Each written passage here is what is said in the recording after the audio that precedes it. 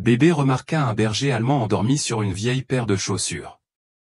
Ce qu'il fit ensuite laissa tout le monde en larmes. Ce que vous allez entendre vous brisera le cœur, puis vous le reconstruira. L'acte de bonté innocent d'un petit enfant a changé des vies à jamais et a révélé une vérité sur la loyauté qui a laissé une ville entière sans voix. Si vous pensez savoir où cette histoire nous mène, croyez-moi, vous ne le savez pas. La pluie tombait à verse ce jeudi après-midi, transformant la petite ville de Millfield en un labyrinthe scintillant de flaques et de brouillard. Noah, 5 ans, marchait péniblement aux côtés de son grand-père, ses bottes de pluie jaune éclaboussant l'eau qui reflétait le ciel gris.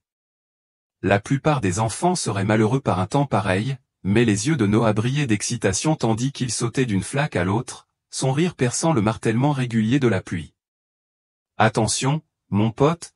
cria son grand-père Walter, sa main burinée tenant un parapluie usé au-dessus d'eux. « Ta mère va me tuer si tu reviens encore trempé. » Noah gloussa, ses joues se gonflant sous des yeux pétillants malgré la morosité. « Mais les flaques m'appellent, grand-père. » Il fit une démonstration particulièrement impressionnante, projetant l'eau dans les airs. Walter sourit, les rides autour de ses yeux se creusant. À 72 ans, il n'était plus aussi alerte qu'avant. Mais s'occuper de Noah depuis le décès de sa fille l'année dernière lui avait donné un nouveau sens.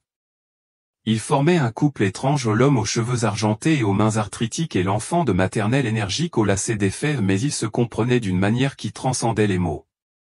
Il traversait Jefferson Park en rentrant de l'école maternelle de Noah quand cela arriva. Le moment qui allait tout changer. Noah s'arrêta si brusquement que Walter faillit trébucher sur lui. Le corps du garçon se raidit, son regard fixé sur quelque chose sous un banc de parc à une vingtaine de mètres. « Noah, qu'est-ce qui ne va pas, mon pote ?» demanda Walter, l'inquiétude creusant des rides plus profondes sur son visage. Noah ne répondit pas. Au lieu de cela, il fit 3 pas prudents en avant, puis se tourna vers son grand-père, les yeux écarquillés. « Grand-père » murmura-t-il en le pointant du doigt, « regarde. » Walter plissa les yeux sous la pluie. Au début, il ne vit rien d'inhabituel, juste un vieux banc, usé et patiné, partiellement abrité par un chêne centenaire. Mais il remarqua ensuite ce qui avait retenu l'attention de Noah, une grande forme blottie en dessous, à peine visible dans l'ombre. « C'est un chien » murmura Noah. « Et regarde, il dort sur des chaussures. » Les yeux de Walter s'habituèrent à la vue. Et effectivement, il y avait un gros chien, une sorte de berger, à ce qu'il semblait recroquevillé en boule près de ce qui semblait être une vieille paire de bottes. L'animal était immobile, hormis le léger mouvement de sa cage thoracique. « Elle attend quelqu'un » continua Noah, la voix haute et convaincue. « Regarde comme elle garde ses chaussures. Elles lui appartiennent. » Walter hésita, son esprit explorant toutes les possibilités. Le chien pouvait être dangereux, malade ou agressif. Il ferait mieux de s'éloigner et peut-être d'appeler la protection animale une fois rentré. « Noah, continuons d'avancer.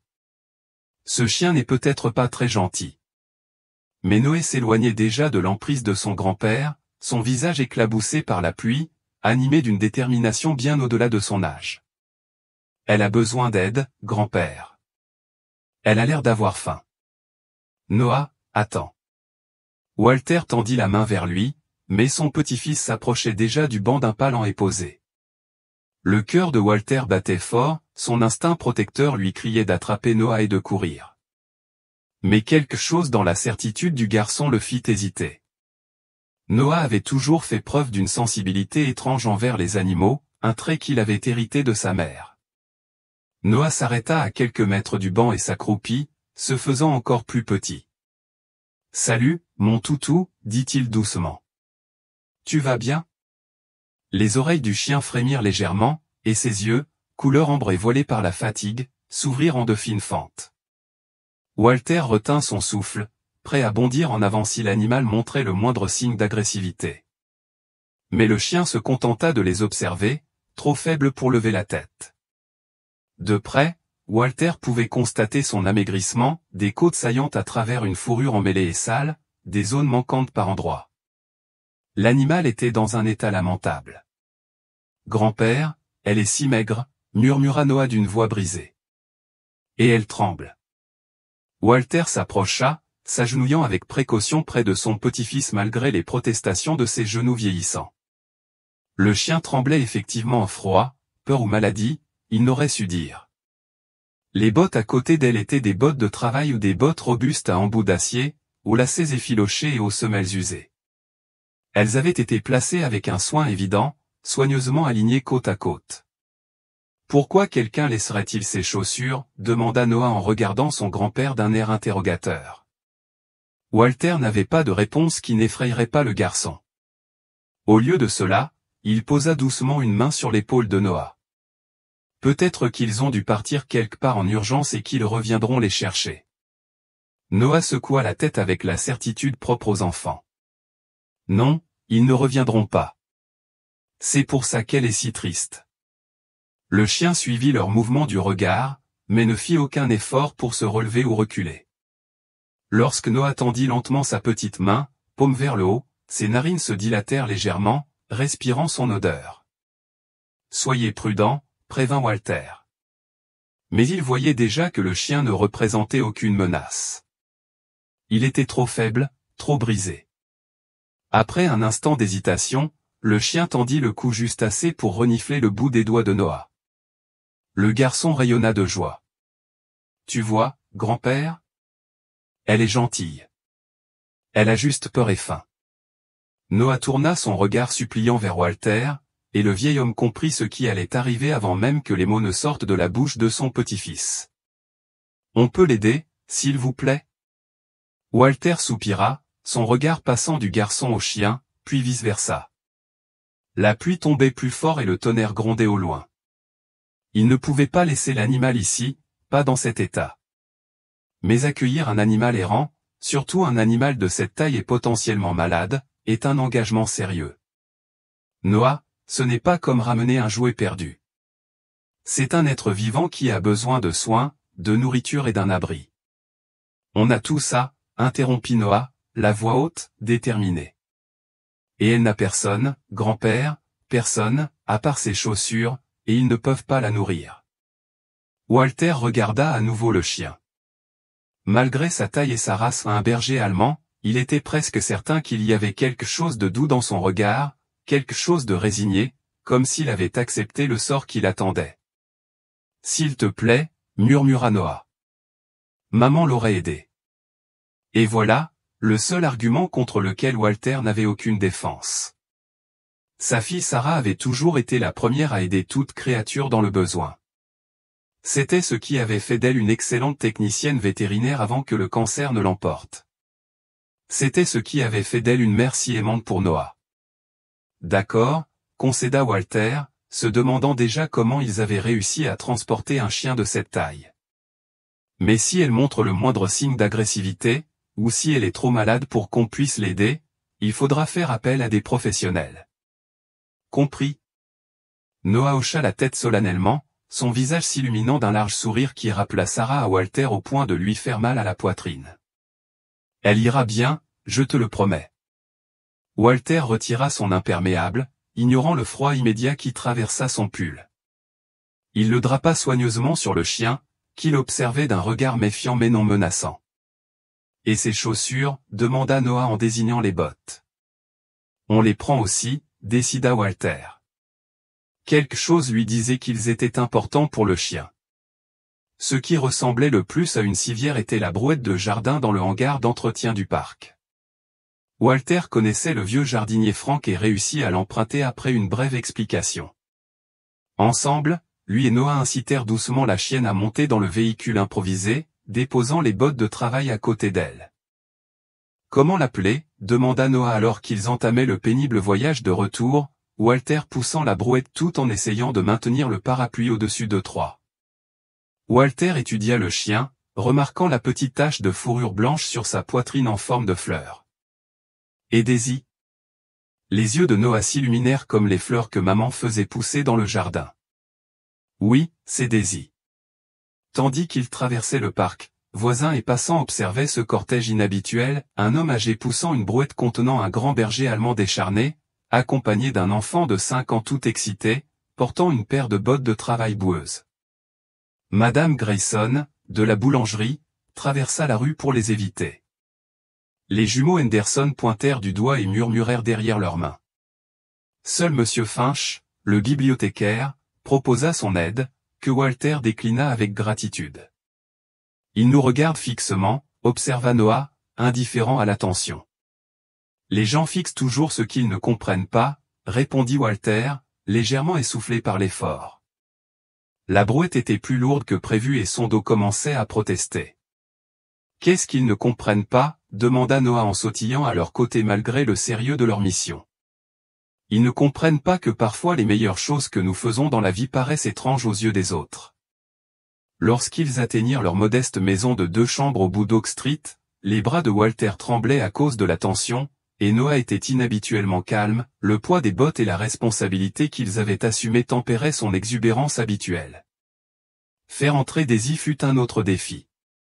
Malgré son état de faiblesse, c'était encore une grosse chienne, et Walter n'avait plus la même force.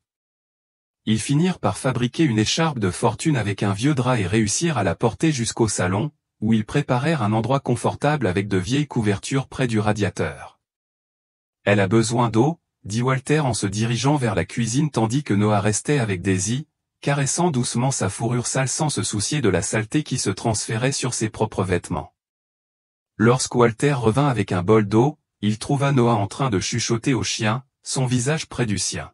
« Tu es en sécurité maintenant, » disait le garçon. « Grand-père et moi prendrons soin de toi jusqu'à ce que ta personne revienne. Et s'il ne revient pas, ce n'est pas grave, tu pourras rester avec nous pour toujours. » La gorge de Walter se serra devant la gentillesse simple des paroles de son petit-fils. Il posa le bol d'eau près de la tête de Daisy, qui le lapa faiblement, ne buvant qu'une petite quantité avant de reposer sa tête sur la couverture.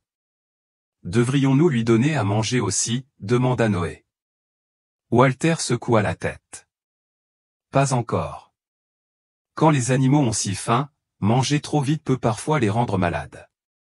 Laissons-la d'abord s'habituer à l'eau, puis essayons une nourriture fade plus tard. » Il a décroché le téléphone fixe pour appeler le vétérinaire local, le docteur Chen, mais n'a reçu qu'un message automatique.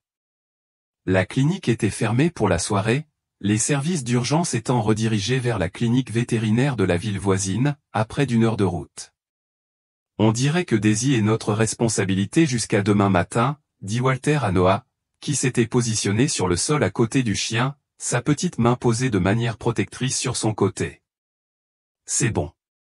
On peut y arriver, » dit Noah avec une confiance absolue. « Je peux dormir ici avec elle ce soir ?» Walter commença à protester, le sol serait inconfortable et il ne savait toujours pas si le chien avait des maladies contagieuses, mais la détermination dans les yeux de Noah l'arrêta. « On verra bien, » dit-il. « D'abord, on te lave et on te donne à manger. Ensuite, on pourra revoir Daisy. » Tandis que Noah allait se laver les mains à contre-cœur, Walter examina les bottes qu'ils avaient rapportées. C'étaient des Timberland pointure 41, usées, mais visiblement entretenues malgré leur état boueux. Il les retourna, cherchant des marques d'identification ou des indices sur leur propriétaire. À l'intérieur de la botte droite, à peine visible dans la pénombre, se trouvait un nom écrit au marqueur permanent délavé, Michael S. Walter fronça les sourcils, s'interrogeant sur l'homme qui avait laissé ses bottes derrière lui et sur la raison pour laquelle son chien les gardait fidèlement envers et contre tout. Quel lien pouvait inspirer une telle loyauté, et quelles circonstances les contraignaient à se séparer? Alors qu'il posait ses bottes, il remarqua que Daisy l'observait, ses yeux ambrés suivant chacun de ses mouvements. L'espace d'un instant, une lueur de reconnaissance traversa son regard, comme si elle comprenait qu'il manipulait quelque chose de précieux. « Ne t'inquiète pas, ma fille, » dit doucement Walter. « On trouvera une solution ensemble. » Plus tard dans la soirée, après un dîner simple composé de soupe et de sandwich, Noah insista pour dormir à côté de Daisy. Malgré les inquiétudes de Walter, ils trouvèrent un compromis, un matelas gonflable était placé à côté du lit improvisé du chien. Noah resta allongé là, un bras enroulé autour du dos de Daisy pour la protéger, tandis que Walter leur lisait une histoire pour s'endormir ou une scène étrange qui semblait pourtant tout à fait naturelle. Grand-père, murmura Noah tandis que Walter le bordait, je crois que Daisy nous a été envoyée. Oh. Et pourquoi? Demanda Walter en lissant les cheveux rebelles du garçon. Parce qu'on sait ce que c'est que de regretter quelqu'un, répondit simplement Noah. Tout comme elle regrette sa personne. Walter déglutit difficilement, surpris par la sagesse de ces mots innocents. Tu as peut-être raison, mon pote, parvint-il à dire. Tu as peut-être raison. Alors qu'il éteignait les lumières, ne laissant dans la pièce que la douce lueur d'une veilleuse, Walter jeta un coup d'œil à ce couple improbable, un petit garçon et un chien blessé, trouvant du réconfort l'un dans l'autre. Et pour la première fois depuis longtemps, la maison vide ne semblait plus aussi solitaire. Ce que Walter ne savait pas, ce qu'il n'aurait pas pu prédire, c'est que ce jeudi pluvieux ne marquait que le début de leur voyage avec Daisy, et que le mystère des bottes abandonnées les mènerait sur un chemin bien plus dangereux et extraordinaire que ce qu'ils auraient pu imaginer. Le lendemain matin arriva, un doux soleil traversant les fenêtres du salon, révélant les conséquences de leur mission de sauvetage. Noah se réveilla le premier, son petit corps enroulé autour de Daisy, qui avait à peine bougé de la nuit. L'harmonie, les bottes de travail qui montent la garde à proximité comme des gardes oubliés. Bonjour, les endormis, murmura Walter, ne voulant les effrayer ni l'un ni l'autre. Les yeux de Noah s'ouvrirent aussitôt, fixés sur Daisy. Elle va bien, grand-père? Elle est si chaude. Walter s'agenouilla près d'eux et posa doucement sa main sur le front de la chienne. Elle avait vraiment chaud, trop chaud. Sa respiration était courte et rapide, et lorsqu'il lui souleva la lèvre pour vérifier ses gencives, elles étaient pâles et sèches. Il faut l'emmener chez le vétérinaire tout de suite, dit Walter en essayant de dissimuler toute inquiétude. Tu peux t'habiller pendant que je passe quelques coups de fil? Noah se releva précipitamment, soudain réveillé. Est-ce qu'elle va mourir? La question frappa Walter comme un coup de poing en pleine poitrine. Il s'était promis de ne pas laisser Noah vivre une autre perte, pas sitôt après celle de sa mère. Non, mon pote. On va bien prendre soin d'elle. Mais elle a besoin de médicaments que seul un médecin peut lui donner. Pendant que Noah se dépêchait de se préparer, Walter appela toutes les cliniques vétérinaires dans un rayon de 50 mètres. La plupart affichaient complet, mais le docteur Amanda Rivera de l'hôpital vétérinaire Valley accepta de les recevoir en urgence s'ils pouvaient arriver dans l'heure. Le défi résidait dans le transport. Leur vieille Honda Civic n'était pas conçue pour transporter de gros chiens, surtout des chiens malades. Walter finit par emprunter le pick-up de son voisin Jim, promettant de lui expliquer toute l'histoire plus tard. Faire monter Daisy dans le camion nécessita toute la force restante de Walter et la détermination surprenante de Noah. La chienne était consciente mais faible, ses yeux étaient flous et ses mouvements lents. Noah insista pour être à l'arrière avec elle, ses petites mains ne la quittant jamais. Par lui, lança Walter par la lunette arrière tandis qu'il roulait. Fais-lui savoir qu'elle n'est pas seule. Noah obéit, continuant à bavarder sur tout et n'importe quoi, de ses dessins animés préférés au petit déjeuner qu'il partagerait une fois Daisy guérie. Et, étonnamment, la chienne sembla réagir, ses oreilles se dressaient légèrement dès que la voix de Noah lui parvenait. L'hôpital vétérinaire Valley était un bâtiment moderne en périphérie de la ville, tout en verre et en acier, qui ressemblait davantage à un établissement médical pour humains qu'à une clinique vétérinaire traditionnelle. Le docteur Rivera les accueillit à l'entrée, une petite femme d'une quarantaine d'années au regard bienveillant et aux mains expertes. « Allons la chercher », dit-elle sans préambule, les dirigeant vers une salle d'examen équipée d'une table hydraulique.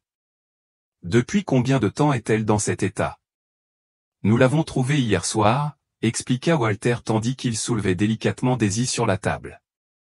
Elle était à peine consciente à ce moment-là, et son état a empiré pendant la nuit. Le docteur Rivera commença immédiatement son examen, ses doigts palpant délicatement tandis que ses yeux notaient chaque détail. Noah se tenait collé au flanc de Walter, observant attentivement le vétérinaire travailler. « Malnutrition sévère », murmura le docteur Rivera, plus pour elle-même que pour eux. « Déshydratation ou possible infection ?» Elle marqua une pause, les mains gelées sur une partie de l'abdomen de Daisy. « C'est intéressant. »« Qu'est-ce qu'il y a ?» demanda Walter, remarquant le changement d'expression. Les mains du docteur Rivera gesticulèrent plus doucement, appuyant doucement sur le ventre gonflé de Daisy. Ses yeux s'écarquillèrent légèrement et elle prit un stéthoscope. « Je dois faire une échographie », dit-elle d'une voix imprégnée d'une urgence nouvelle.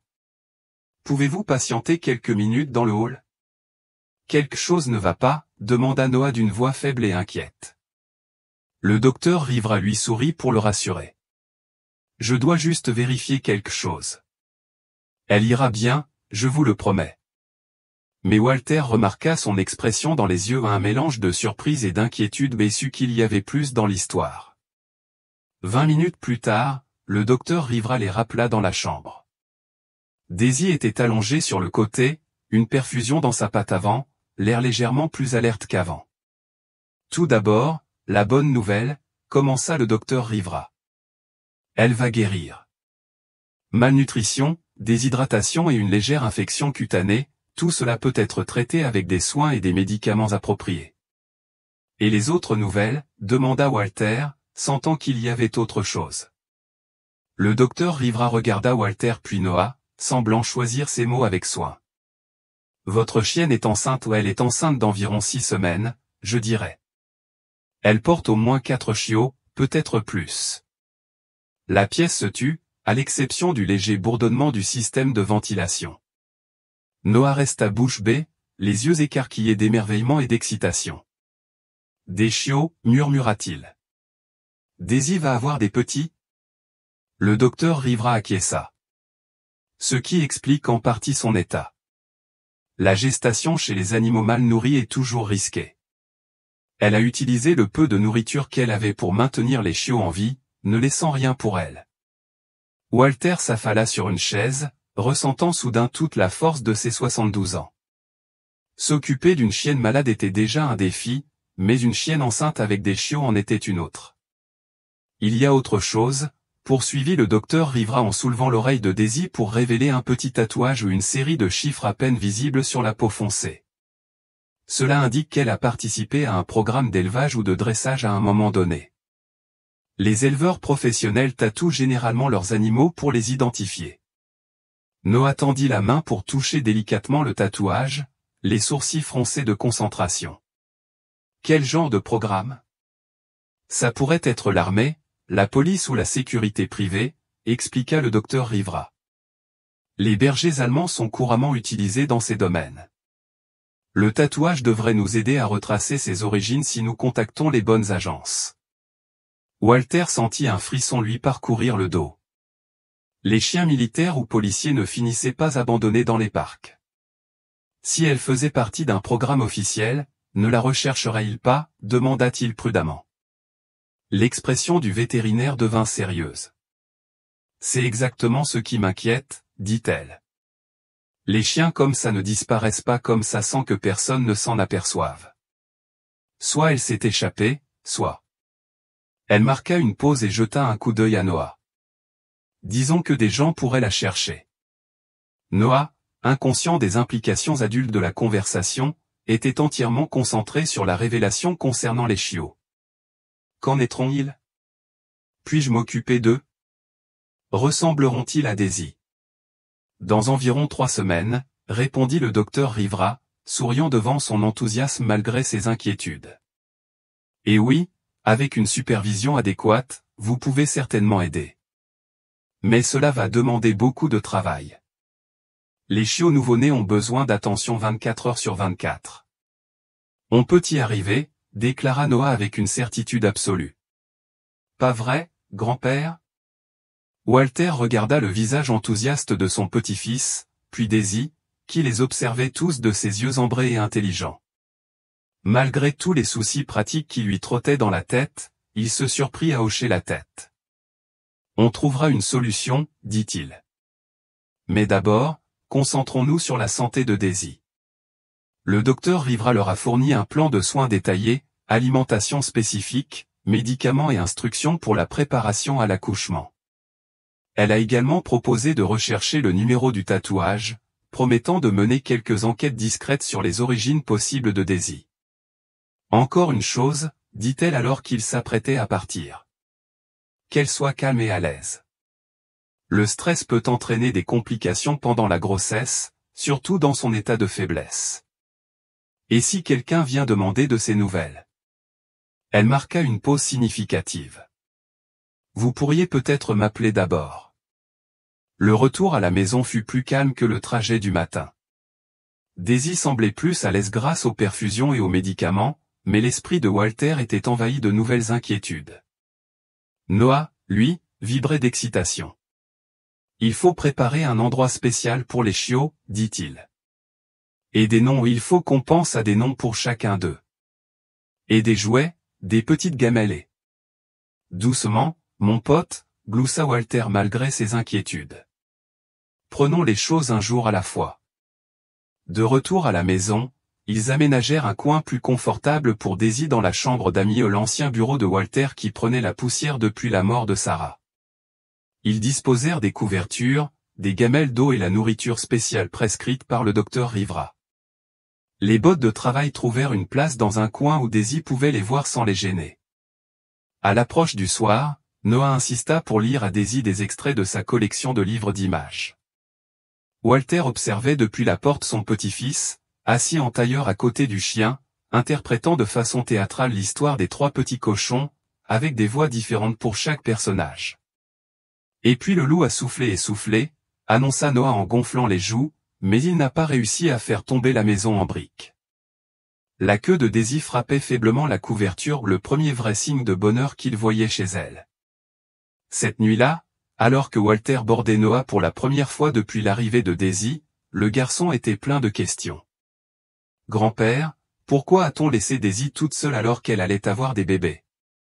Walter cherchait une réponse qui n'effrayerait pas l'enfant. « Parfois, les gens doivent faire des choix difficiles, Noah. Peut-être que celui qui l'a abandonnée pensait qu'elle serait plus en sécurité ainsi.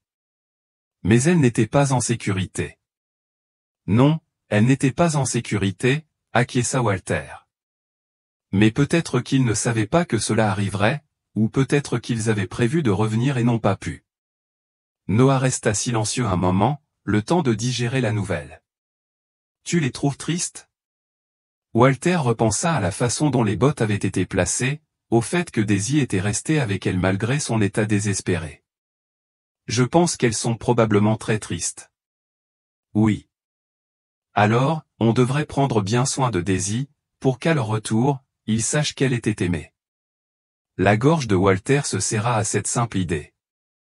C'est exactement ce qu'on va faire. Mais tandis que Walter s'installait dans son lit plus tard dans la nuit, écoutant la vieille maison craquer et se tasser autour d'eux, il ne pouvait ignorer l'avertissement du docteur Rivera, chien militaire, tatouage, abandon mystérieux. Rien de tout cela ne laissait présager un simple cas d'animal perdu. Il repensa à la manière prudente avec laquelle Daisy s'était positionnée pour protéger ses bottes, à l'intelligence de son regard, à la discipline avec laquelle elle acceptait leur aide sans la lassitude habituelle d'un animal sauvage. C'était un chien dressé pour un but précis, séparé de ce but par des circonstances qu'il ne comprenait pas encore. Et quelque part, quelqu'un la cherchait peut-être. Walter sortit son téléphone de la table de nuit et envoya un message rapide à son ancien camarade de l'armée, Marcus, qui avait travaillé dans la police militaire pendant 20 ans avant de prendre sa retraite. « J'ai une question à te poser. Tu peux m'appeler demain ?» La réponse fut immédiate, malgré l'heure tardive. « Tout va bien ? Appelle quand tu veux. » Walter sourit d'un air sombre. Marcus ne dormait jamais bien non plus, un autre héritage de leur service militaire. Alors qu'il s'endormait enfin, la dernière pensée consciente de Walter fut la foi absolue de Noah en leur capacité à gérer la suite. L'optimisme du garçon était contagieux, mais Walter avait vécu assez longtemps pour savoir que parfois, l'amour et les bonnes intentions ne suffisent pas à protéger les personnes et les animaux qui nous sont chers. Demain apporterait de nouveaux défis, de nouvelles questions sur le passé de Daisy et leurs implications pour leur avenir. Mais ce soir, ils étaient en sécurité, une famille brisée prenant soin d'un chien blessé, chacun guérissant ensemble, chacun à sa manière. Ce que Walter ne pouvait pas savoir, c'est qu'à 80 km de là, dans un immeuble de bureau quelconque, quelqu'un cherchait effectivement Daisy et cette personne n'était pas le propriétaire aimant qui avait laissé ses bottes derrière lui. L'appel de Marcus arriva à 7 heures le lendemain matin, tirant Walter de ses rêves agités remplis de silhouettes sombres et de chiens qui aboyaient. « Walt, j'ai reçu ton message. Que se passe-t-il » La voix de Marcus portait le ton direct qui avait fait de lui un policier militaire efficace pendant 2 décennies. Walter sortit sur le porche, ne voulant ni réveiller Noah ni déranger Daisy. L'air matinal était vif et pur après la pluie de la veille, mais il ne se sentait pas du tout reposé. « Nous avons trouvé un berger allemand hier, enceinte et à moitié affamée. Elle a un tatouage militaire, dit Walter à voix basse en expliquant les circonstances du sauvetage de Daisy et les inquiétudes du docteur Rivera. Marcus resta silencieux un long moment. « Tu as dit que le tatouage était une série de chiffres ? » Oui. Le vétérinaire les a notés. Pourquoi, Walt ? Écoute-moi bien. Ne donne ces chiffres à personne avant que je vérifie quelque chose. Il y a environ 2 ans, un centre de dressage canin militaire a été fermé parce que, disons que des gens utilisaient des fonds publics à des fins personnelles. Des chiens ont disparu pendant l'enquête. Walter sentit une glace se former dans son estomac. Quel genre de gain personnel ? Le genre de personnes qui paient cher pour des chiens d'attaque dressés et ne posent aucune question sur leur provenance, dit Marcus d'un ton sombre. Je vais passer quelques coups de fil, mais Walt, sois prudent. Si cette chienne est liée à ce scandale, il y a peut-être des gens qui veulent la récupérer pour de mauvaises raisons. Après avoir raccroché, Walter resta quelques minutes sur le porche, observant le quartier s'éveiller autour de lui. Madame Chen promenait son petit caniche, les enfants Patterson attendaient le bus scolaire. Des gens normaux menant une vie normale, ignorant que 48 heures plus tôt, sa plus grande préoccupation était d'aider Noah à faire ses devoirs. À l'intérieur, il trouva Noah déjà réveillé, assis à côté du lit improvisé de Daisy avec un bol d'eau et les médicaments du matin. Le docteur Rivera a dit de lui donner ça au petit déjeuner, annonça fièrement Noah en montrant les flacons de pilules à Walter. Et j'ai déjà pris sa température avec le thermomètre spécial. Elle est meilleure qu'hier. Walter s'émerveillait de la rapidité avec laquelle son petit-fils avait assimilé les instructions vétérinaires. À 5 ans, Noah faisait preuve de plus de responsabilité que certains adultes. « Comment va notre patiente ce matin » demanda Walter, agenouillé à côté d'eux. Daisy releva la tête à sa voix, ses yeux ambrés plus clairs que jamais depuis son sauvetage. Elle parvint même à remuer légèrement la queue lorsque Noah la gratta derrière les oreilles. Elle a mangé un peu de nourriture spéciale, rapporta Noah, et a bu beaucoup d'eau. Je pense que les bébés lui donnent encore plus soif. Walter examina Daisy de plus près. Le traitement du docteur Rivera fonctionnait, la chienne respirait mieux, ses gencives étaient plus colorées et elle semblait globalement plus alerte. Mais son ventre était nettement plus gonflé que la veille, et lorsque Walter y posa doucement la main, il sentit un mouvement. « Les chiots sont actifs aujourd'hui » observa-t-il. Les yeux de Noah s'illuminèrent. « Vraiment ? Je peux les sentir ?» Walter guida la petite main de son petit-fils vers le bon endroit. Au bout d'un moment, Noah halta de joie. « Ils bougent, ils sont vraiment là. » Il leva les yeux vers Walter, émerveillé. « Tu penses qu'ils savent que nous sommes là ? » « Je pense qu'ils savent que leur mère est en sécurité maintenant, » répondit Walter.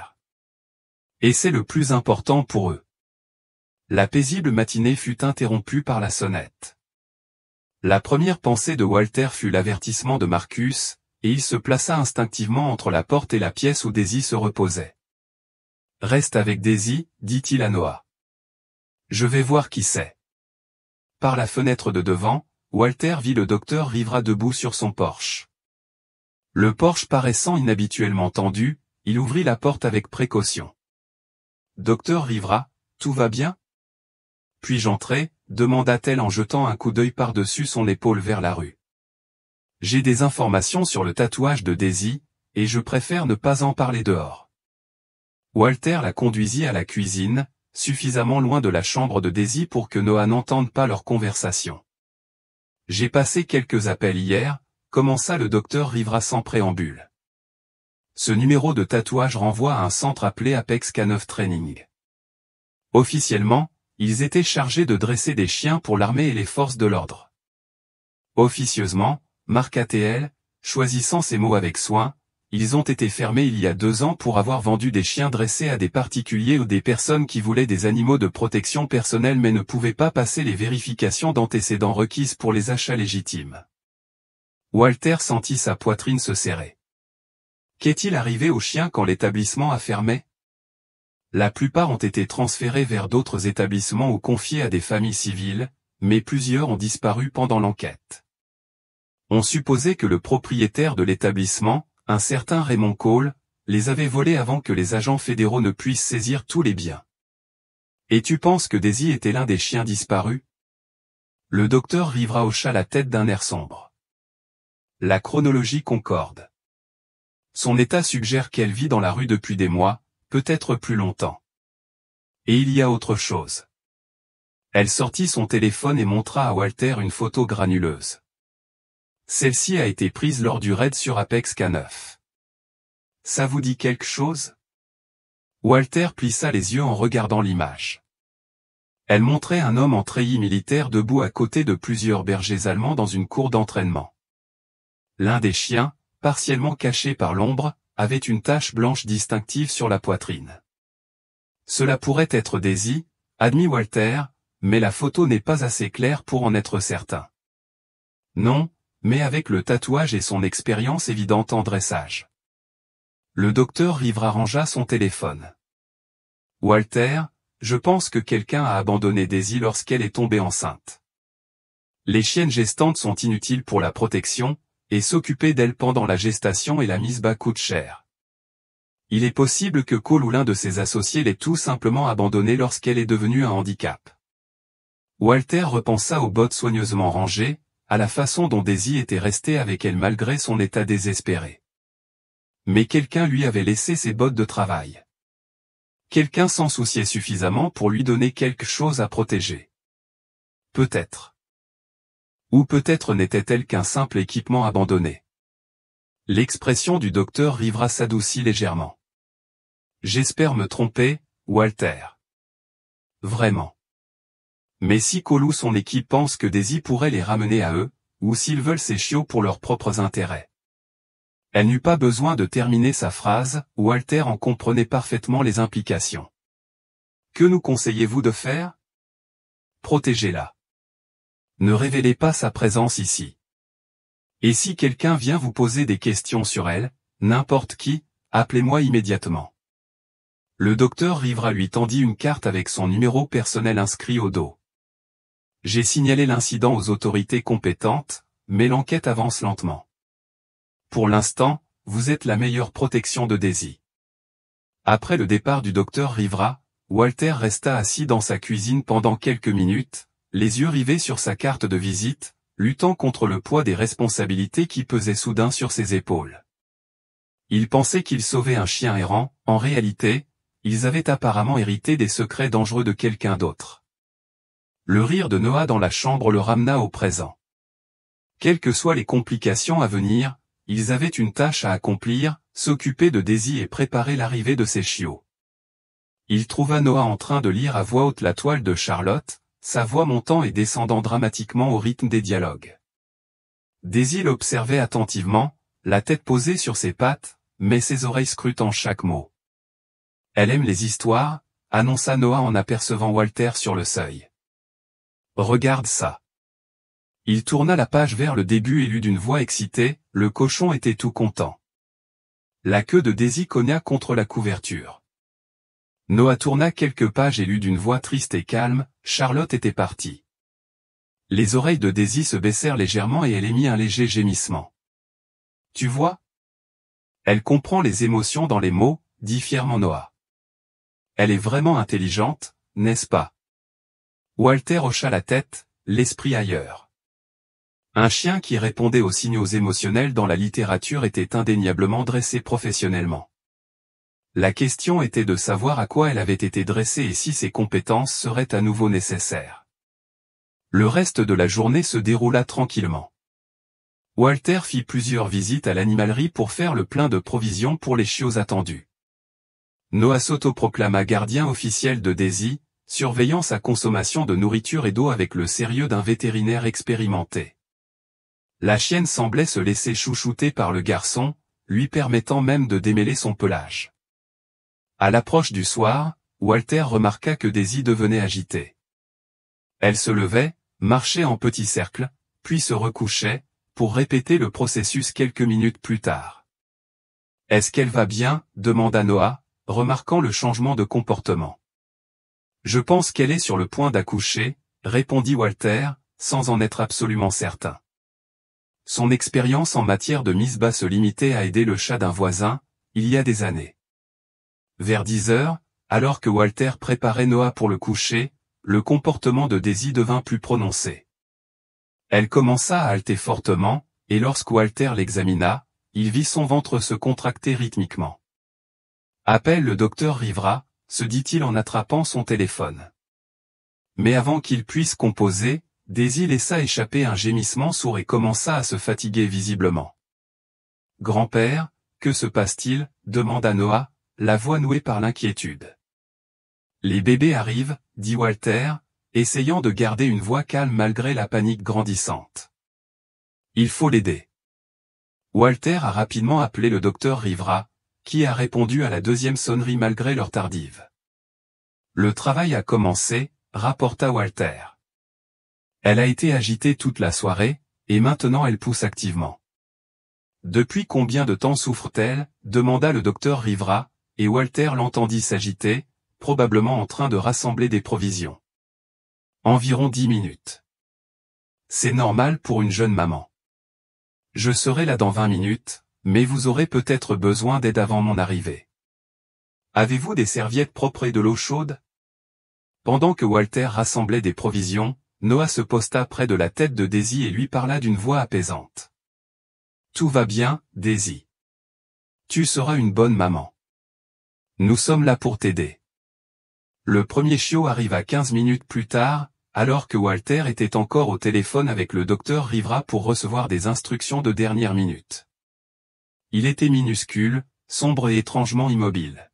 « Ça ne bouge pas » dit Walter, la voix tendue par l'inquiétude. « C'est normal » lui assura le docteur Rivera. « La mère devrait le nettoyer et stimuler la respiration. Si elle ne le fait pas dans un délai d'une minute ou deux, vous devrez le faire vous-même. » Mais Daisy, affaiblie par cette épreuve et désorientée par cet environnement inconnu, semblait incertaine quant à la conduite à tenir. Elle renifla le chiot, mais ne commença pas son instinct de nettoyage. « Grand-père » murmura Noah avec urgence, « pourquoi le bébé ne pleure-t-il pas ?» Walter a agi par instinct et grâce à sa formation de secouriste militaire. Il a délicatement pris le chiot dans ses bras, lui a nettoyé le nez et la gueule avec un chiffon doux, puis a frotté son petit corps pour stimuler la circulation. Rien ne s'est produit. « Viens, mon petit » murmura Walter en continuant le doux massage. « Ta maman a besoin que tu sois fort. » Noah s'approcha, sa petite main tendue vers la tête du chiot. « S'il te plaît, réveille-toi » murmura-t-il. « S'il te plaît, va bien. » Et puis, miraculeusement et soudainement, le chiot prit une inspiration tremblante et émit un petit cri sourd. Les oreilles de Daisy se dressèrent à ce son, et son instinct maternel prit enfin le dessus. Elle se mit à lécher le chiot avec enthousiasme, et en quelques instants, la petite créature tétait avec contentement. « Un de moins » dit Walter, submergé par le soulagement. Mais son soulagement fut de courte durée, car Daisy recommença à se fatiguer. Le deuxième chiot est arrivé plus rapidement, mais il était encore plus petit que le premier. Cette fois, Daisy a immédiatement commencé à le nettoyer et à s'en occuper, gagnant en confiance avec l'expérience. Le troisième chiot est arrivé juste au moment où le docteur Rivera s'engageait dans l'allée. Il était plus grand que ses frères et sœurs et s'est mis à pleurer immédiatement, un bon signe, selon le vétérinaire. « Comment allons-nous » demanda le docteur Rivera en entrant dans la pièce, trousse médicale à la main. « 3 pour l'instant » rapporta Walter. Tous semblent respirer et téter. Le docteur Rivera examina rapidement Daisy et les chiots, hochant la tête d'un air approbateur. Elle se porte bien. Parfois, les mères novices ont besoin d'un peu d'encouragement pour se lancer, mais elle commence à comprendre. Le quatrième chiot est né 20 minutes plus tard, suivi rapidement par un cinquième.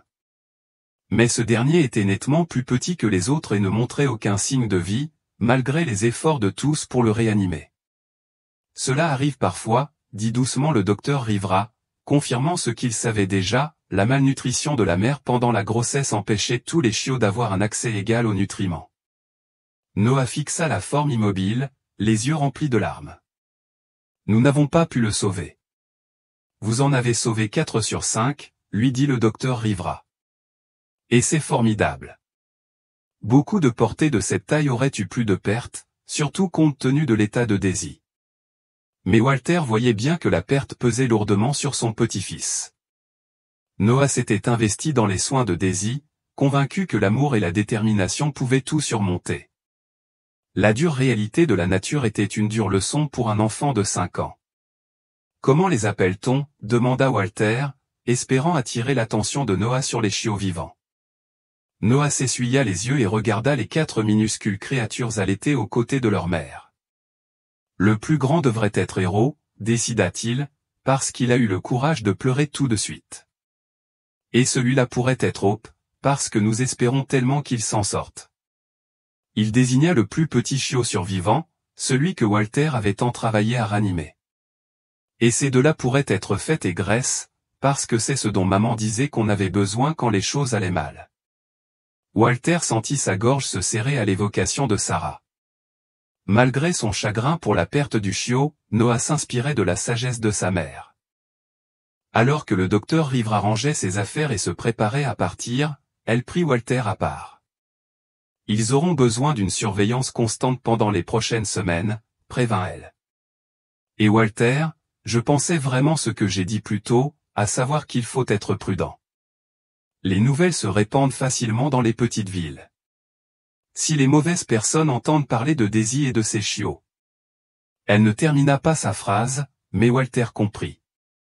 4 chiots bergers allemands en bonne santé, correctement dressés, vaudraient une somme considérable pour ceux qui avaient manipulé Apex K9.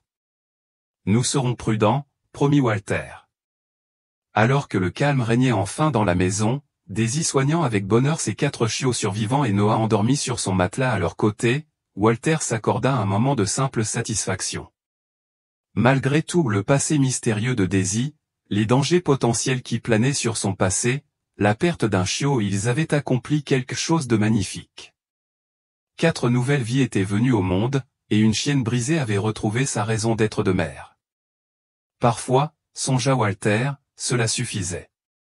Parfois, le simple fait de prendre soin de ceux qui en avaient le plus besoin était la chose la plus importante à faire.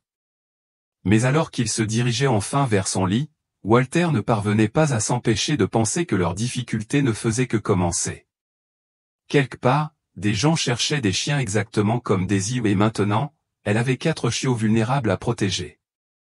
Les bottes étaient toujours assises dans leur coin, témoins silencieux d'une histoire que Walter commençait seulement à comprendre. Demain apporterait de nouvelles questions, de nouvelles inquiétudes et de nouvelles décisions quant à ce qu'ils étaient prêts à faire pour assurer la sécurité de leur famille hors du commun. Mais ce soir-là, ils étaient tous réunis, tous respirant, tous protégés par le cercle chaleureux de la détermination d'un vieil homme et de la foi inébranlable d'un petit garçon dans le pouvoir de l'amour pour guérir les blessures les plus profondes. 3 jours s'écoulèrent dans une routine paisible. Daisy se révéla une mère attentionnée, quittant rarement ses chiots, sauf pour de brèves sorties. Noah s'était autoproclamé surveillant adjoint de la crèche, surveillant les bébés toutes les 2 ou 3 heures et rendant compte de leur progrès à Walter avec une précision scientifique. Héros a pris 57 grammes depuis hier, annonça Noah au petit déjeuner mardi matin. Et Hope commence à s'ouvrir un peu. Le docteur Rivera a déclaré que c'était normal pour un 4e jour. Walter sourit, émerveillé par la rapidité avec laquelle son petit-fils avait assimilé la terminologie vétérinaire.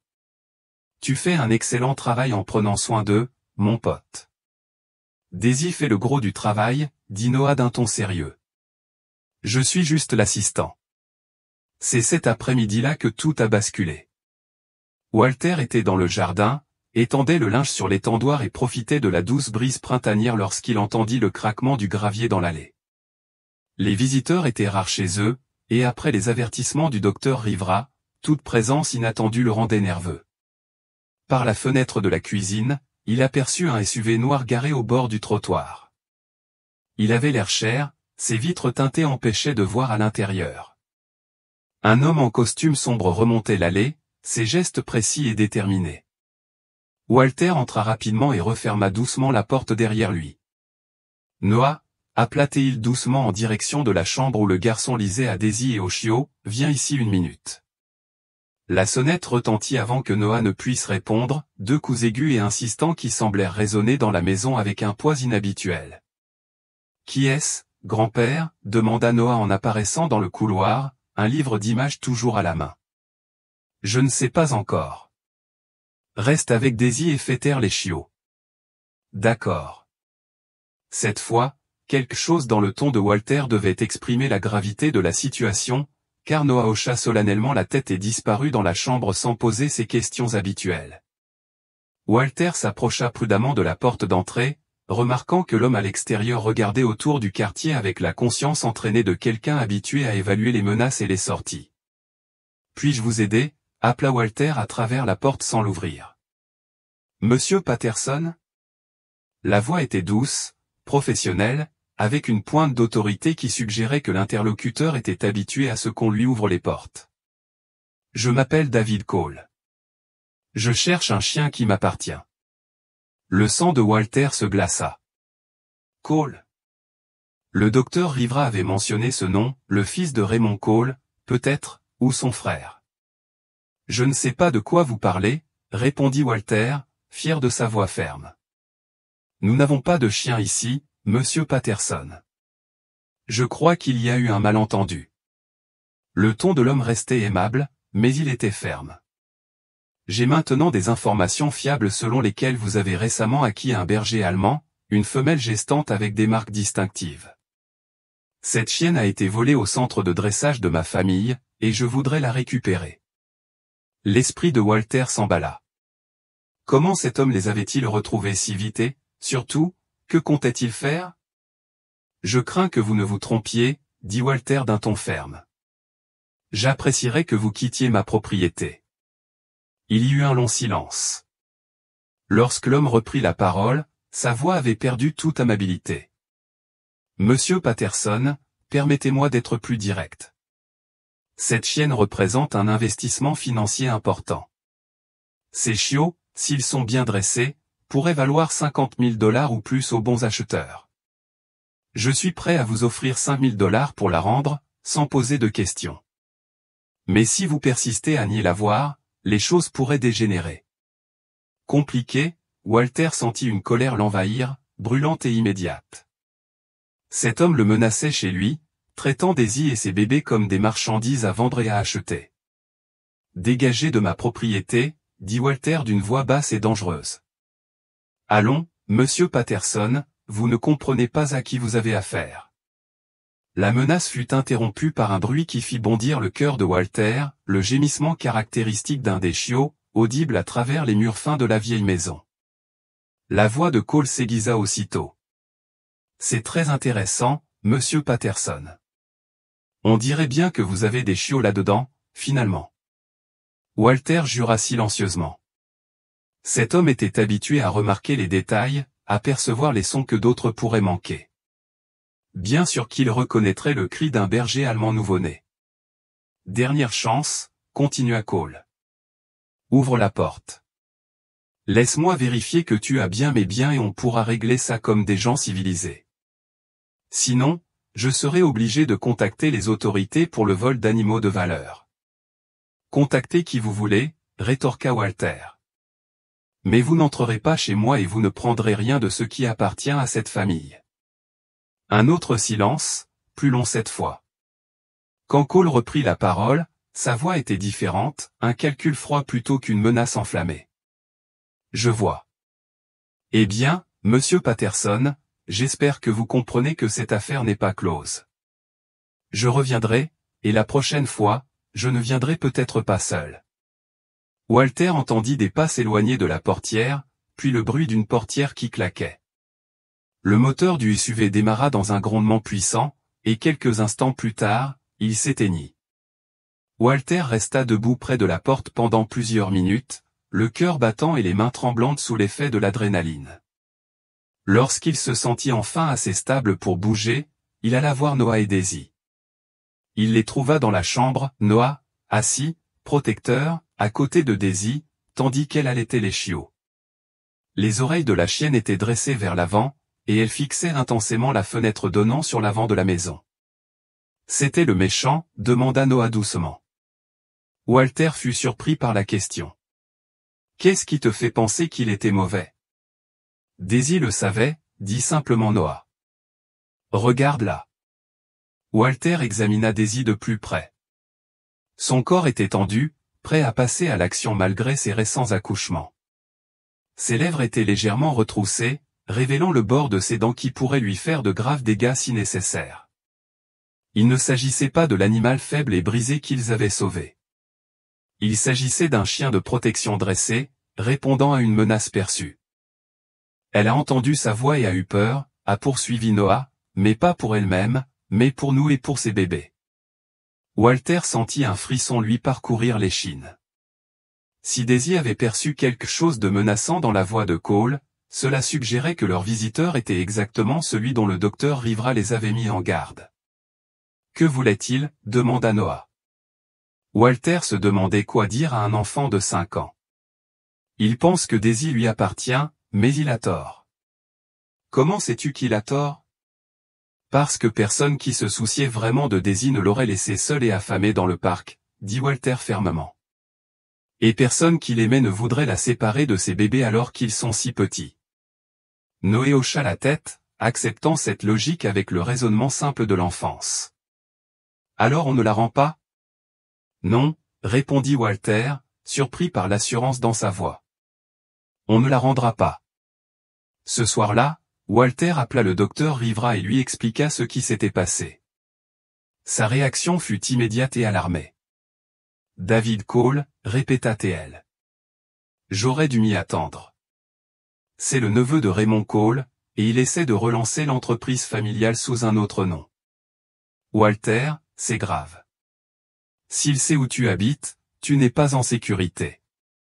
Que proposes-tu de faire ? Tout documenter. Enregistrer tout contact futur avec lui et appeler la police immédiatement s'il revient. Le docteur Rivera marqua une pause.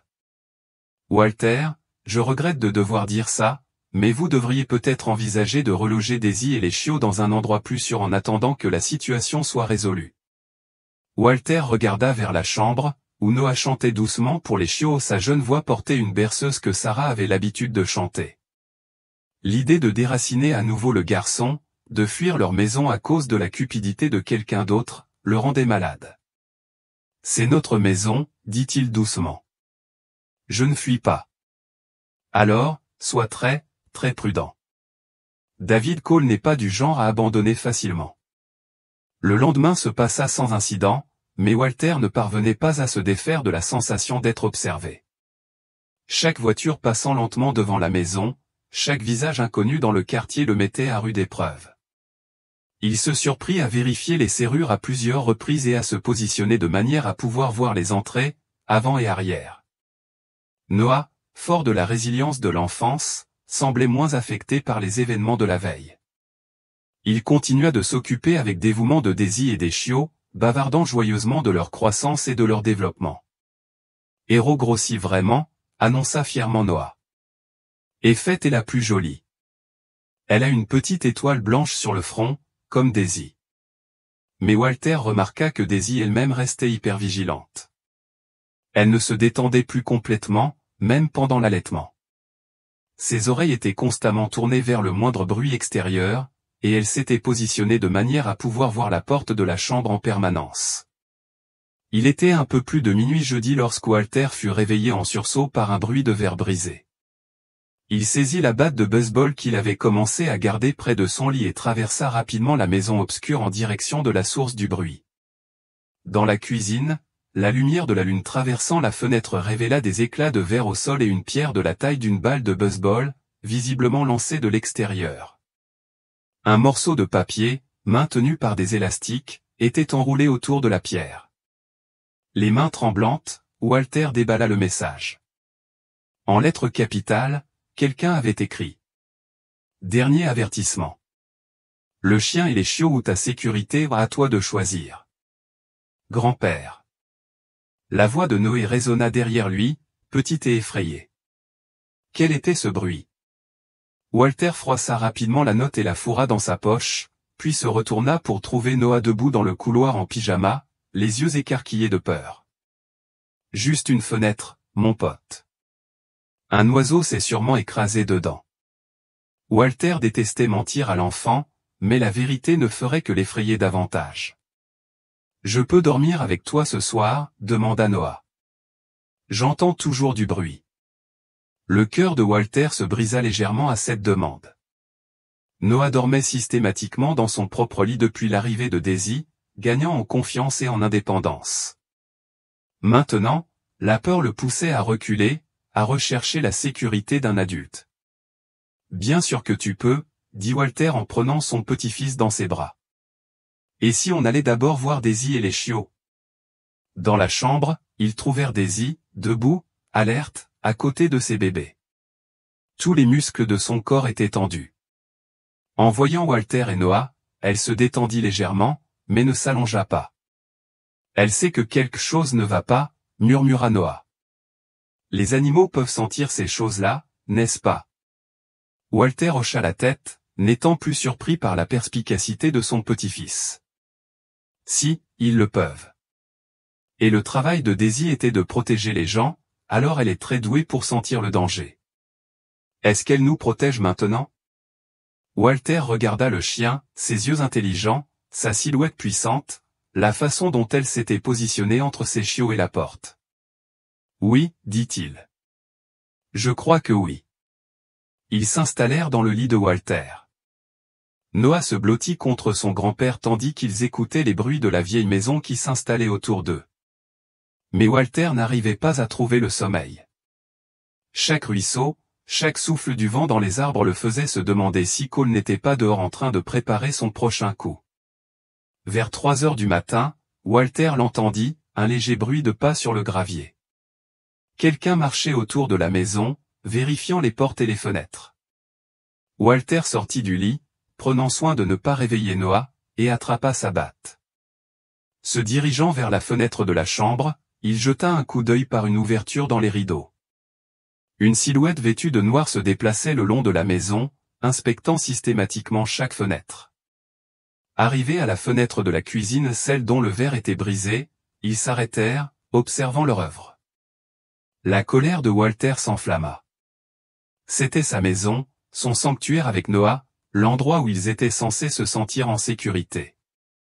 Et cet homme le considérait comme son terrain de chasse personnel. Prenant une décision rapide, Walter se dirigea vers la porte de derrière et la déverrouilla discrètement. Il sortit, batte à la main, et cria dans l'obscurité, « Je sais que tu es là, Cole. C'est une propriété privée, et tu es en violation de propriété. » La silhouette se figea, puis se tourna lentement vers la voix de Walter. Dans la faible lumière du lampadaire, Walter distingua l'homme qui avait frappé à sa porte, David Cole, sans plus de costume ni de faux semblants. « Monsieur Patterson, » dit Cole calmement, comme si être surpris en train de rôder autour de la maison de quelqu'un à 3 heures du matin était parfaitement normal. « En brisant mes vitres et en menaçant ma famille. » La posture de Cole changea légèrement et Walter aperçut l'éclat de quelque chose de métallique dans sa main. « Je pense que vous méconnaissez la gravité de votre situation. Cette chienne et ses chiots sont des biens volés. Je réclame simplement ce qui m'appartient. » Tu as tort, dit Walter en serrant plus fort la batte. Et si tu ne pars pas tout de suite, j'appelle la police. Cole rit, un rire dénué d'humour. La police? Monsieur Patterson, pensez-vous vraiment qu'elle va se ranger du côté d'un vieil homme qui recèle des animaux volés plutôt que du côté d'un homme d'affaires honnête qui tente de récupérer ses biens? Je pense qu'ils se rangeront du côté de celui qui dit la vérité, répondit Walter. Et la vérité, c'est que tu as abandonné une chienne malade et enceinte dans un parc public et que tu l'as laissée mourir. Pour la première fois, le sang-froid de Cole se brisa légèrement. Je n'ai jamais abandonné aucun chien. Alors comment expliques-tu les bottes de travail? Comment expliques-tu qu'elle les garde, comme si elles appartenaient à quelqu'un qu'elle aimait? Cole resta silencieux un long moment. Lorsqu'il reprit la parole, sa voix avait un ton différent, presque empreint de regret. Ces bottes, elles appartiennent à l'un de mes entraîneurs, un homme qui s'est trop attaché aux animaux et a commencé à remettre en question nos pratiques commerciales. Il a dû être licencié.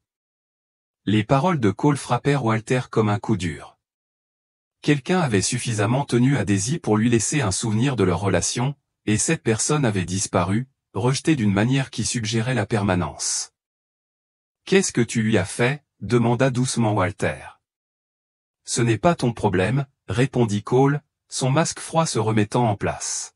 « Ce qui devrait t'inquiéter, c'est que je commence à perdre patience. D'une façon ou d'une autre, je pars d'ici avec cette chienne et ses chiots. » Walter a légèrement soulevé la batte. « Non, tu ne le laisses pas. » Les deux hommes se fixèrent du regard à travers la cour obscure, le poids de menaces inexprimées pesant sur eux.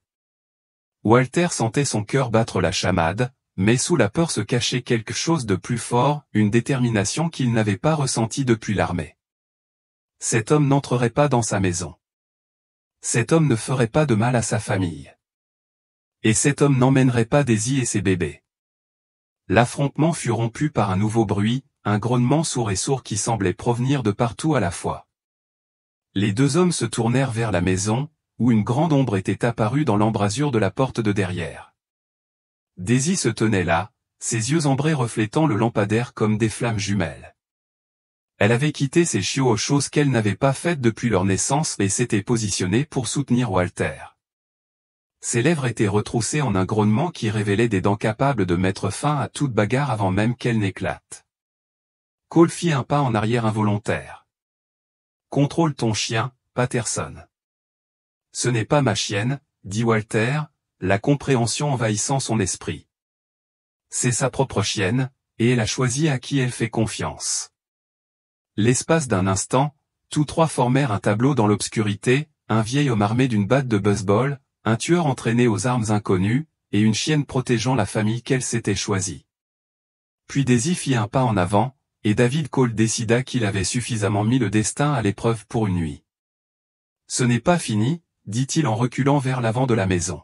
« Tu ne peux pas les surveiller 24 heures sur 24. Et si tu fais une erreur, si tu fais une seule, je serai là. » Walter attendit d'entendre le SUV s'éloigner avant de baisser la batte. Ses mains tremblaient, mais il n'aurait su dire si c'était de peur ou de rage. Daisy s'approcha de lui avec précaution, appuyant sa tête contre sa jambe en signe de solidarité.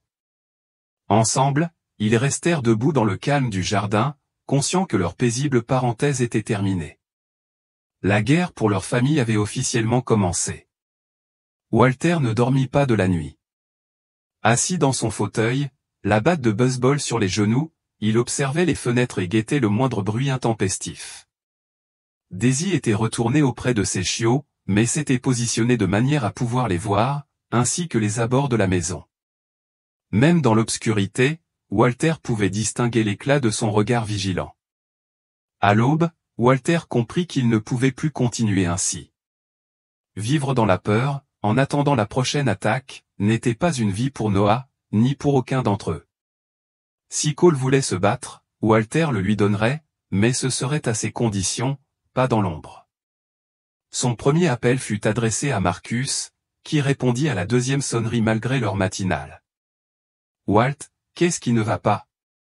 Walter expliqua les événements de la nuit précédente, y compris les menaces voilées de Cole concernant l'entraîneur envoyé. Marcus écoutait sans interruption, le souffle court, prêt à aider son vieil ami. L'histoire s'alourdissait à mesure que le récit se déroulait. Le fils de Marcus finit par dire « Walt, tu dois sortir de là. Prends le garçon et le chien et disparaît jusqu'à ce qu'on puisse régler ça officiellement. » « Non, » dit Walter fermement. « Je ne fuis pas et je ne le laisserai pas nous intimider et nous obliger à abandonner Daisy et ses bébés. » « Alors, qu'est-ce que tu comptes faire ?» Walter y avait pensé toute la nuit. « Je vais le dire publiquement. Si Cole veut opérer dans l'ombre, menacer des vieillards et voler des chiens, alors faisons-le sortir de l'ombre. Parfois, la meilleure défense est de s'assurer que tout le monde nous regarde. Son deuxième appel fut adressé à Jennifer Martinez, une journaliste du journal local qui avait couvert le travail bénévole de Sarah au refuge pour animaux. Jennifer avait toujours été impartiale dans ses reportages et, surtout, elle comprenait la différence entre un reportage d'intérêt humain et un reportage susceptible de mettre des personnes en danger. Monsieur Patterson, ça fait longtemps. Comment puis-je vous aider? Walter prit une grande inspiration. Jennifer, j'ai une histoire à te raconter, mais j'ai besoin de ta parole que tu la géreras avec précaution. Des gens pourraient être blessés si ce n'est pas fait correctement. 2 heures plus tard, Jennifer arriva accompagnée d'une photographe, une jeune femme sérieuse nommée Lisa, qui comprit immédiatement la sensibilité de la situation. Ils trouvèrent Walter et Noah dans le jardin où les chiots prenaient leur premier bol d'air frais sous la surveillance attentive de Daisy. Ils sont magnifiques, dit Jennifer doucement, s'agenouillant à distance respectueuse de la famille. Et la mère a l'air en excellente santé pour un sauvetage. C'est grâce à mon petit-fils, dit Walter en posant la main sur l'épaule de Noah. Il a refusé de l'abandonner. Tout en discutant, Walter raconta prudemment l'histoire de Daisy, le sauvetage du parc, la découverte de sa grossesse, les soins aux chiots. Il mentionna le tatouage militaire et le lien avec Apex K9, mais resta volontairement vague sur les menaces de Cole. Vous avez mentionné que des gens pourraient la rechercher, dit prudemment Jennifer. Vous inquiétez pour sa sécurité? Je m'inquiète pour notre sécurité à tous, répondit Walter. Certaines personnes considèrent Daisy et ses chiots comme des biens précieux plutôt que comme des êtres vivants méritant amour et protection. L'article qui en résulta, paru en ligne l'après-midi même et dans la presse le lendemain matin, correspondait parfaitement aux attentes de Walter. Jennifer avait rédigé un récit touchant sur un garçon de 5 ans qui refusait d'abandonner un chien malade, accompagné de suffisamment de détails sur le parcours professionnel du chien pour démontrer qu'il ne s'agissait pas d'un simple cas de « qui trouve ? Qui garde ?» Le titre disait « La compassion d'un garçon du coin sauve un chien militaire et ses chiots », et il était accompagné d'une photo de Lisa montrant Noah en train de lire aux chiots tandis que Daisy regardait avec un contentement évident. En quelques heures, l'histoire a été reprise par les médias régionaux. Le soir même, elle était devenue une tendance sur les réseaux sociaux. Le téléphone de Walter sonnait sans arrêt, inondé d'appels de journalistes, d'associations de protection des animaux et de personnes proposant leur soutien. Mais l'appel le plus important est venu de l'inspectrice Sarah Chen, du bureau du shérif du comté. Monsieur Patterson, j'ai vu l'article sur votre chien. Je pense qu'il faut qu'on parle. L'inspecteur Chen est arrivé ce soir-là avec son partenaire, l'inspecteur Rodriguez, et un dossier rempli de documents. Ils ont examiné le tatouage de Daisy, pris des photos et posé des questions détaillées sur les visites de Cole. Nous enquêtons sur les vestiges de l'opération Apex K9 depuis plus d'1 an, a expliqué l'inspecteur Chen. David Cole a pris grand soin de rester dans les limites légales, mais nous le soupçonnons d'avoir tenté de récupérer des chiens du centre d'origine pour relancer l'activité de son oncle. Et l'entraîneur dont les bottes ont été laissées à Daisy, demanda Walter. L'inspectrice Chen et son partenaire échangèrent un regard. Michael Santos. C'était un lanceur d'alerte qui nous a fourni des preuves sur les activités illégales d'Apex K9.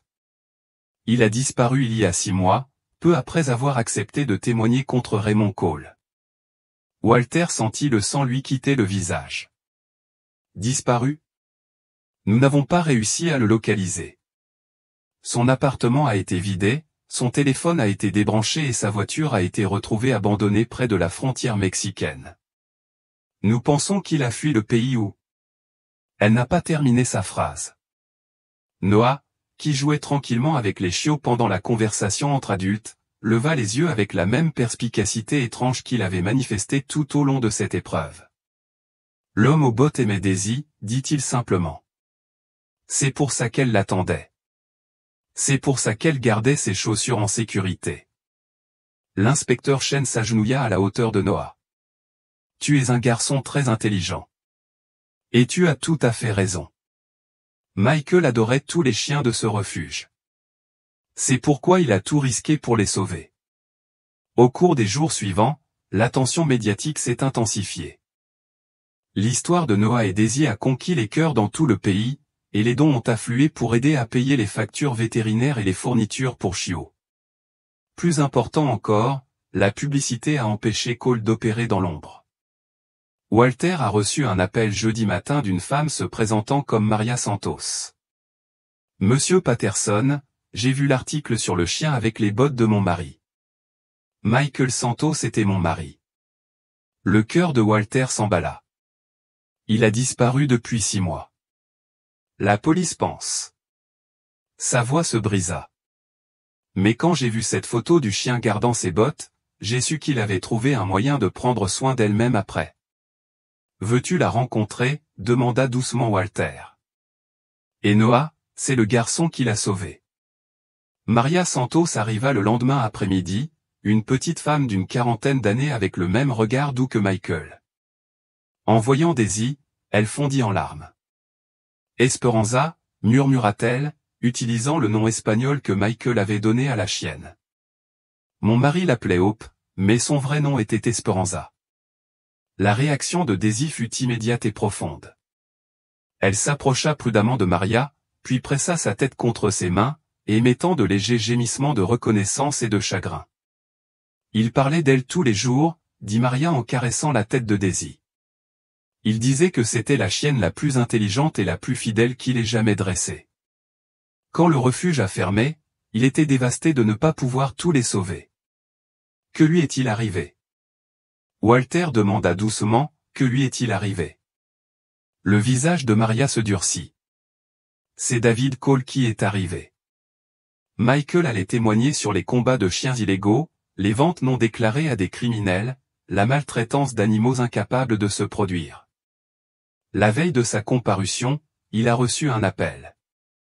Il m'a dit qu'il devait aller s'assurer qu'Esperanza était en sécurité, qu'il l'avait cachée quelque part, mais qu'il devait la déplacer à nouveau et qu'il n'est jamais revenu. Elle marqua une pause. J'ai trouvé ses bottes devant notre porte le lendemain matin, accompagné d'un mot disant qu'il s'était caché jusqu'à la fin du procès. Mais Michael ne les abandonnerait jamais. C'étaient ses bottes porte-bonheur de l'armée. Les laisser la signifier qu'il ne pourrait pas finir. Noah, qui écoutait avec l'attention solennelle qu'il accordait aux conversations importantes entre adultes, s'approcha timidement de Maria. Il les a laissés pour que Daisy se souvienne de lui, dit Noah. Elle savait qu'il ne reviendrait pas, mais elle les a quand même gardés en sécurité. Maria sourit à travers ses larmes. Tu dois être Noah. Ton grand-père m'a dit que tu lui avais sauvé la vie. Nous nous sommes tous sauvés les uns les autres, répondit Noé avec la simple sagesse qui l'avait guidé tout au long de ce voyage. Ce soir-là, Walter convoqua une réunion de famille dans le salon. Daisy était allongée avec ses chiots, âgés de 2 semaines et commençant à exprimer leur personnalité. Héros était effectivement le plus grand et le plus aventureux, tentant fréquemment d'explorer les environs. Hope, toujours le plus petit, s'était montré le plus loquace, donnant son avis sur tout, de l'heure du repas à la température ambiante. Fête était douce et câline, tandis que Grace témoignait de l'intelligence et de la vivacité de sa mère. Nous devons prendre des décisions, commença Walter. La publicité a permis de tenir Cole à distance, mais elle a aussi attiré beaucoup d'attention. Les gens veulent adopter les chiots, et il existe des associations qui peuvent trouver des foyers professionnels pour Daisy. Le visage de Noah se décomposa. Tu veux les donner? Je veux ce qu'il y a de mieux pour eux, dit Walter prudemment. Et ce qu'il y a de plus sûr pour notre famille. Mais nous sommes leur famille maintenant. Noah protesta. Daisy nous a choisis. Elle aurait pu partir avec Maria, mais elle est revenue vers nous. C'était vrai. Lorsque Maria avait proposé de ramener Daisy chez elle, la chienne avait poliment mais fermement décliné, retournant à sa place auprès de Noah et des chiots qu'elle avait mis au monde dans leur maison. Certains chiots devraient aller dans de bonnes familles, a déclaré Walter, mais peut-être pas tous. Au cours de la semaine suivante, ils ont soigneusement examiné les adoptants potentiels. Héros s'est adressé à un policier à la retraite spécialisé dans le dressage de chiens d'assistance pour vétérans. Fête a été adoptée par une famille avec de jeunes enfants qui a promis de lui envoyer régulièrement des nouvelles et des photos. Grace a trouvé un foyer chez une femme âgée dont le berger allemand précédent était récemment décédé. Mais Hope est resté, le plus petit chiot, celui que Walter avait tant travaillé à sauver, avait pris possession de Noah aussi sûrement que Noah l'avait pris, et Daisy avait clairement fait son choix. Cette maison, cette famille, était sa place. La résolution judiciaire est intervenue plus rapidement que prévu. Le détective Chen a appelé un mardi matin pour annoncer l'arrestation de David Cole alors qu'il tentait de franchir la frontière canadienne avec un véhicule rempli de chiens volés dans des installations réparties dans 3 États. Il s'avère que votre histoire était la clé, expliqua-t-elle. Dès que les gens ont commencé à prêter attention à ces activités, d'autres victimes se sont manifestées. Il s'en va pour longtemps. Et Daisy, elle est à toi, si tu la veux. Maria Santos a signé des papiers transférant toute réclamation qu'elle aurait pu avoir, et l'État l'a autorisée à être adoptée civilement. Ce soir-là, Walter se tenait dans le jardin à regarder Noah jouer avec Hope, tandis que Daisy la surveillait depuis son coin préféré à l'ombre. Les bottes de travail étaient posées à proximité, elles n'étaient plus des symboles de perte et d'abandon, mais des rappels d'un amour qui transcendait même la mort. Maria lui rendait régulièrement visite, lui racontant des anecdotes sur Michael et l'aidant à apprendre les ordres de base à Hope. Elle avait trouvé la paix en sachant que le dernier geste de son mari avait été d'assurer la sécurité de Daisy et que son sacrifice avait permis la naissance de cette famille inattendue. Maman aurait adoré ça, dit Noah un soir, tandis qu'il regardait Daisy apprendre à Hope à rapporter. Elle disait toujours que les animaux pouvaient nous apprendre la loyauté et le courage. Walter hocha la tête, la gorge serrée par l'émotion. Elle aurait été fière de toi, mon pote. Tu as montré ces 2 qualités en insistant pour aider Daisy. Tu crois que Monsieur Michael peut nous voir du ciel, demanda Noah. Tu crois qu'il sait que Daisy est heureuse. Walter observa le contentement sur le visage de Daisy, la façon dont elle s'était adaptée à la vie domestique sans jamais perdre son instinct protecteur, le lien évident qui l'unissait à Noah. Je pense qu'il le sait, dit Walter. Et je pense qu'il lui en est reconnaissant. Alors que le soleil se couchait derrière le vieux chêne qui avait abrité leur maison pendant des décennies, Walter songea à quel point leur vie avait changé depuis ce jeudi après-midi pluvieux. Au départ, ils étaient une famille brisée, un vieil homme peinant à élever son petit-fils, un garçon pleurant la perte de sa mère. Ils pensaient sauver un chien abandonné. Au lieu de cela, ils découvrirent que parfois, ce qui semble briser n'attend que le bon moment pour révéler sa force. Parfois, l'amour se présente sous des formes inattendues, la compassion obstinée d'un enfant de 5 ans, la loyauté farouche d'un chien militaire, la volonté d'un inconnu de tout sacrifier pour ceux qui ne peuvent se protéger. Daisy n'avait jamais porté de bottes, mais comme Noah l'avait écrit sur le petit mémorial qu'ils avaient placé sous le chêne où elle ne portait pas de bottes, mais elle les remplissait. L'inscription était à peine visible dans l'obscurité grandissante, mais sa vérité illuminait tout ce qui l'entourait. Parfois, le plus grand honneur que l'on puisse faire à quelqu'un est de continuer son travail de protection et d'amour de ceux qui en ont le plus besoin. Et dans la douce lueur de la véranda, avec le rire de Noah résonnant dans le jardin et la présence vigilante de Daisy veillant sur eux, Walter savait que l'héritage de Michael Santos perdurerait dans chaque acte de bonté, chaque instant de courage et chaque choix d'aider plutôt que de s'éloigner. L'histoire qui avait commencé par l'observation d'un chien endormi par un enfant était devenue bien plus vaste, un témoignage du pouvoir de l'amour à transformer la perte en espoir et les inconnus en famille.